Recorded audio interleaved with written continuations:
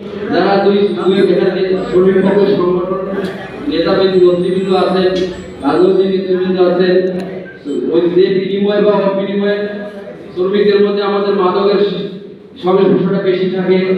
আমি আশা করব আপনারা যে সংস্কারের কথা আসতেছে, ড্রাইভার, হেল্পার বা কি বলে এটা সুপারভাইজার, তারা অবশ্যই যেন মাদক গ্রহণ করবে না এরকম লোক তো নিবে নেই, এবং তারা যারা নামাজের সাথে সম্পৃক্ত থাকে, ইসলাম তাদের ভিতরে থাকে, এরকম লোকও আছে যারা শ্রমিক আছে, এরকম লোক হাজার হাজার আছে।